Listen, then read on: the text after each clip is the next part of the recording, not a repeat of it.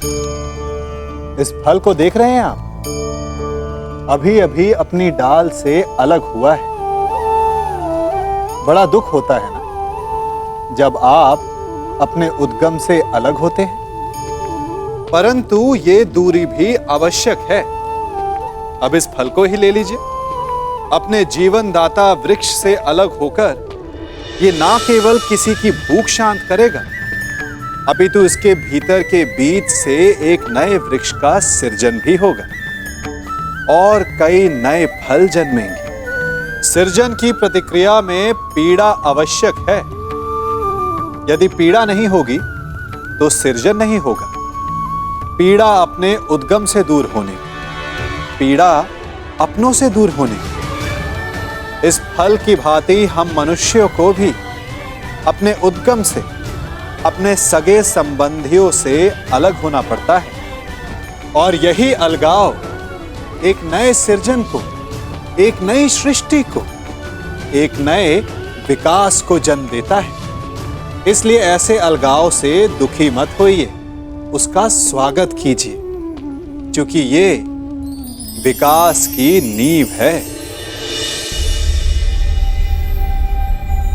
कहीं पांडवों ने युद्ध की चेतावनी तो नहीं दी? आक्रमण की चेतावनी नहीं, विवाह का निमंत्रण आया है। विवाह?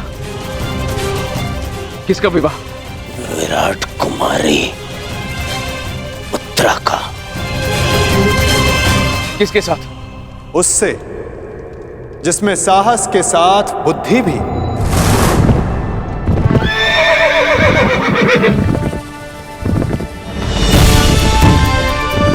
उसके हाथों में पर्वतों का बल है, जिसकी गति में पवन सा वेग है।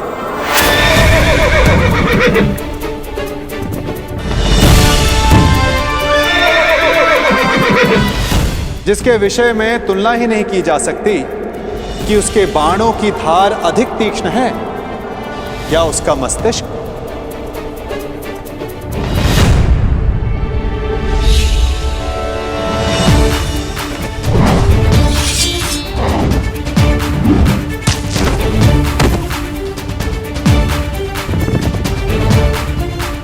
जो नर है, परंतु उसमें सिंह सी शक्ति, जिसे शत्रुओं को देखने के लिए नेत्रों की आवश्यकता नहीं।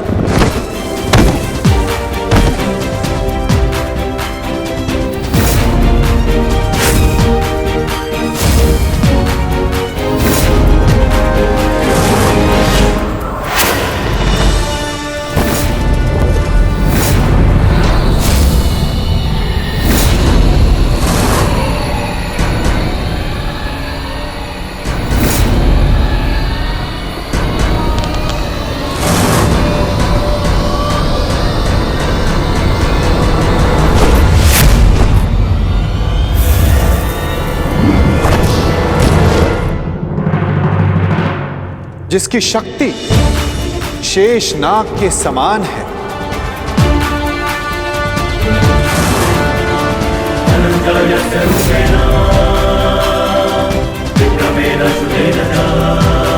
जिसके कौशल के समक्ष बड़े से बड़ा योद्धा झुक जाता है।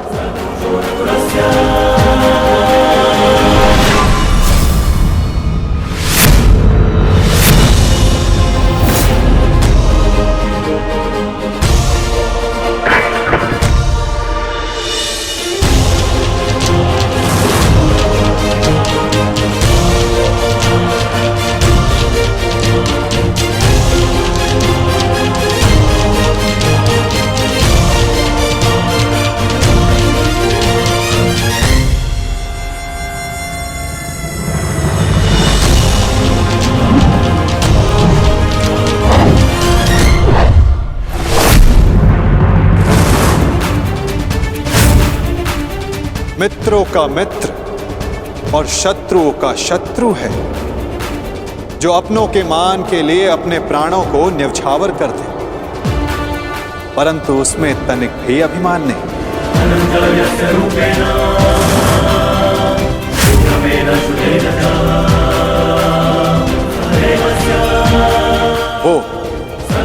जिसे दाऊ और मैंने स्वयं शिक्षा दी, जो कुरुकुल का सूर्य है, वो है सुभद्रा और अर्जुन का पुत्र अभिमन्यु।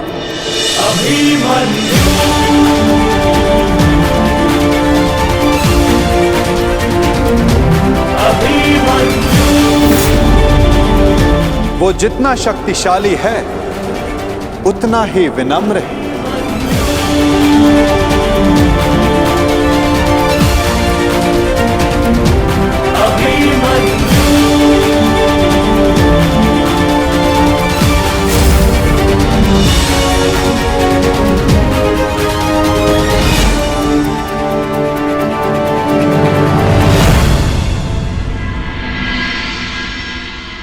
हे ईश्वर, इतना बड़ा सौभाग्य, महान धनुर्धर अर्जुन के पुत्र अभिमन्यु का विवाह मेरी पुत्री उत्तरा से। मैं धन्य हुआ वासुदेव। स्वप्न में भी नहीं सोचा था कि मैं महाशक्तिशाली पांडवों का समधी बनूंगा। आज मुझसे अधिक कोई सौभाग्यशाली नहीं।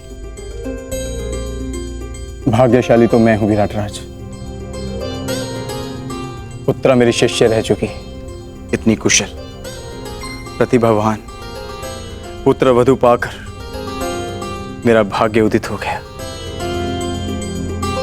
परंतु आप लोग अभी अभिमन्यु से मिले नहीं और मैं चाहता हूं कि उत्तरा के साथ आप भी मिल लें और उसके पश्चात निर्णय लें कि अभिमन्यु उत्तरा के योग्य है या नहीं।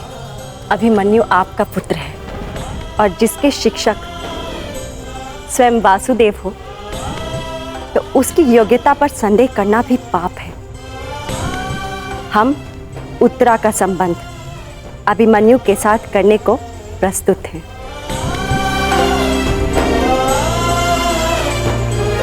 और आपका क्या निर्णय? बधाई हो विराटराज, अब आप पांडवों के समधी हुए।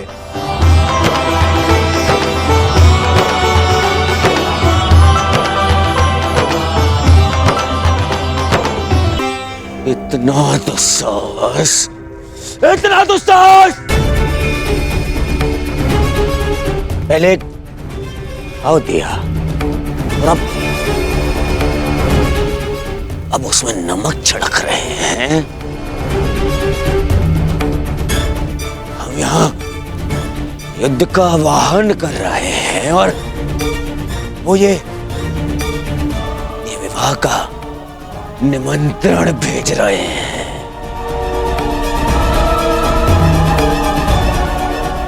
नहीं जाएंगे, हम वहां नहीं जाएंगे, कोई नहीं जाएगा वहां। ना ना ना ना दुर्योधन, हम वहां जाएंगे।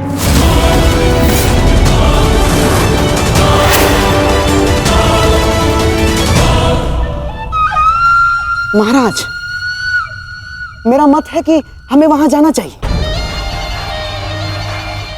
युद्ध और संधि अपने स्थान पर है और संबंध अपने स्थान पर है महाराज।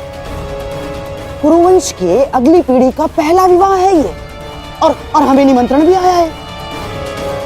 हमें जाना चाहिए महाराज। हाँ?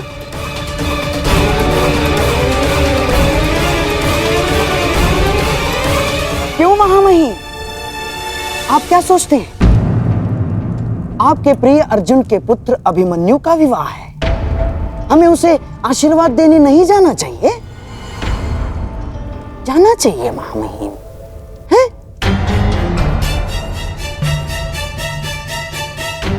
क्यों अंगराज, क्या एक पीढ़ी के बैर का दंड अगली पीढ़ी को देना क्या न्यायोचित है? बोलिए अंगराज। जिनसे युद्ध करना है उनका आतिथ्य ग्रहण करना उचित नहीं है। महाराज, यदि हम पांडवों के अतिथि बने तो वो ये संकेत देगा कि हम उनसे भयभीत हो गए हैं। ना ना ना ना ना ना, अपितु इस निमंत्रण को स्वीकार नहीं किया तो संदेश जाएगा कि हम उनसे भयभीत हैं महाराज। युद्ध होगा तो होगा, परंतु परिवार से प्रेम का निमंत्रण आया है तो हमें उसे स्वीकारना चाहिए महाराज।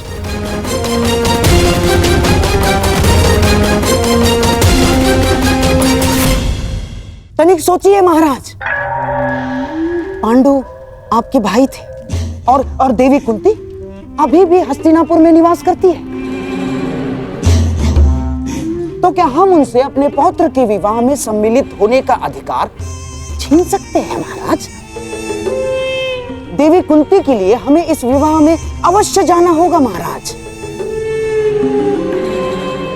प्रेम का प्रस्ताव आया है, उसे स्वीकार कर लेते हैं। यदि युद्ध की चुनौती आएगी तो उसे भी स्वीकार कर लेंगे। मैं जानता हूं महाराज, आपके मन में अभी इस समय क्या दुविधा चल रही है, परंतु हस्तिनापुर के सम्राट होने के नाते आपके भी कुछ उत्तरदायित्व हैं महाराज। आप समझ रहे हैं ना महाराज मैं क्या कह रहा हूं?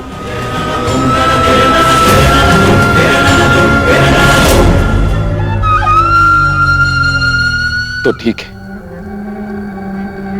हम इस विवाह में अवश्य जाएंगे।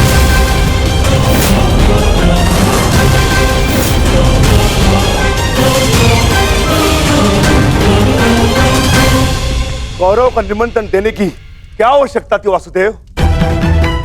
क्योंकि कौरव तुम्हारे संबंधी हैं विकोदर, और हमने निमंत्रण केवल कौरवों को नहीं हस्तिनापुर को भेजा है, जहां तुम्हारी माता है, पितामह है। इतने वर्षों के पश्चात भी भीम को अपने क्रोध पर नियंत्रण करना नहीं आया। मैं अपने अनुज की ओर से आपसे क्षमा चाहता हूं वासुदेव, परंतु मेरे भी मन में यही प्रश्न है कि कौरवों को निमंत्रण क्यों?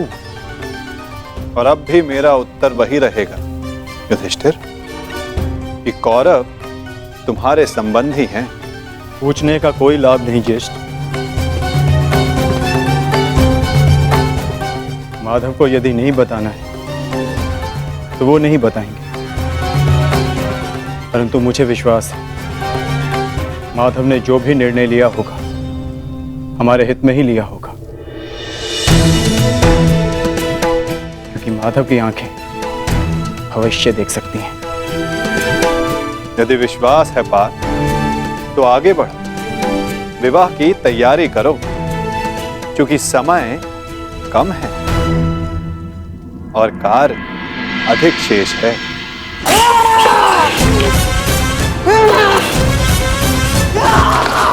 मामा जी,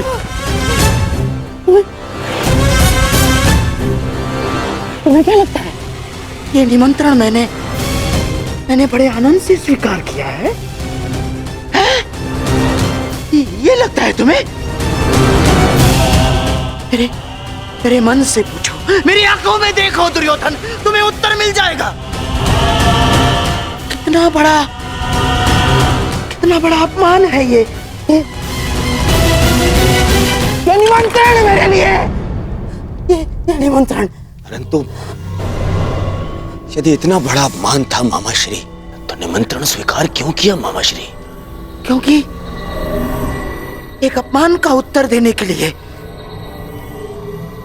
अपमान को स्वीकारना पड़ता है दुर्योधन। ये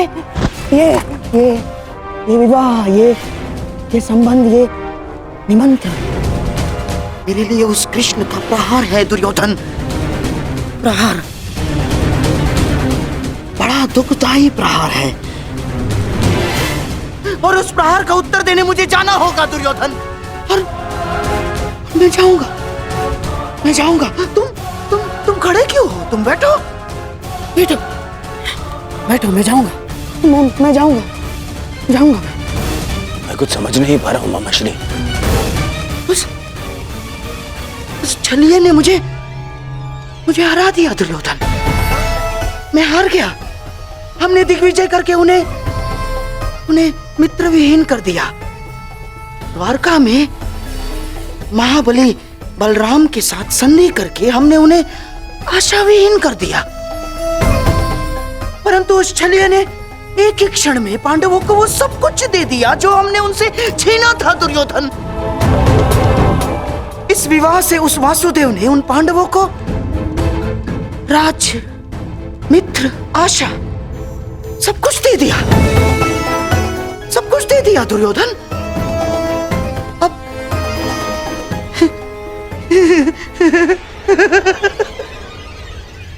अब तुम्हारे समझ में आया कि उस छलिए ने हमारे साथ कैसा छल किया है।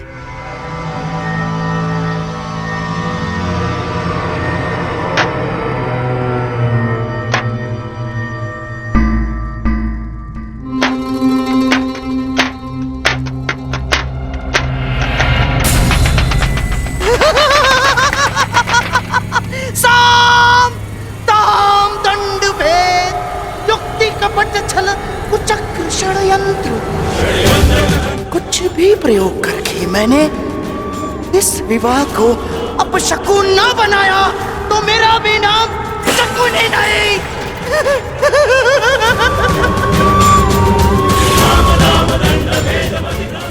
मेरी प्रतिज्ञा है, प्रतिज्ञा है मेरी, पांडवों का सबसे बड़ा सहारा हार जाएंगे वो, उस छलिए को शकुनी का उत्तर मिलेगा दुर्योधन, इसी विवाह में मिलेगा।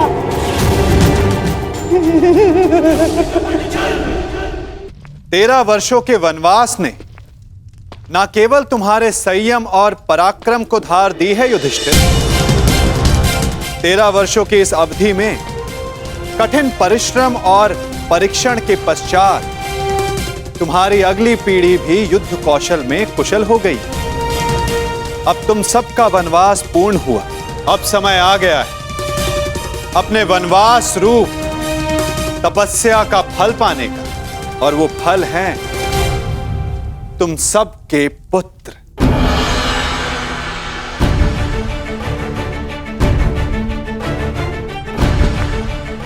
सर्वप्रथम प्रस्तुत है युधिष्ठिर पुत्र प्रतिविंध्य।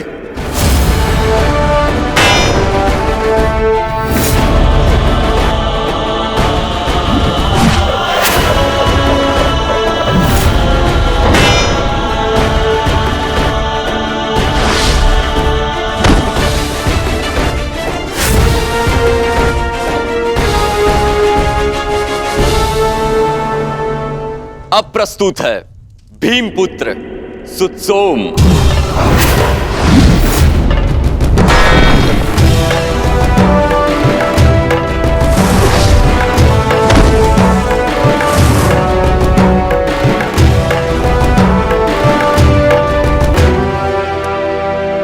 अगला शूर है गांडीवधारी अर्जुन का सुपुत्र शुतकर्म।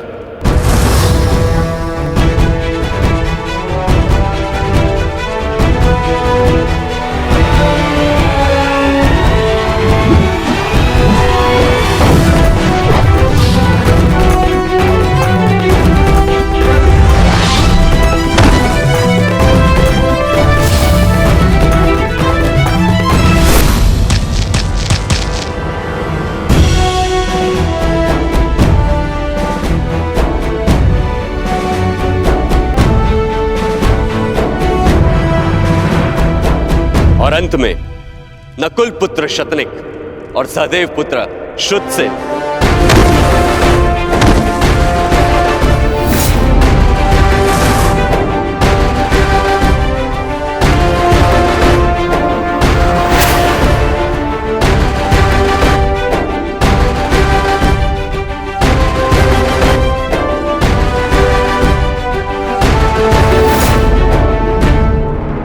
और अब प्रस्तुत होने जा रहा है वो योद्धा जिसने युधिष्ठिर का धर्म भी सीखा है, जिसमें भीम जैसा बल भी है, नकुल की एकाग्रता और सहदेव की चपलता, और धनुर्विद्या में अर्जुन जैसी निपुणता। वो है अर्जुन पुत्र महायोद्धा अभिमन्यु।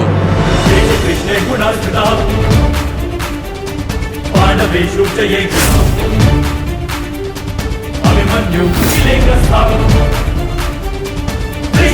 गुण संचया अभिमन्यु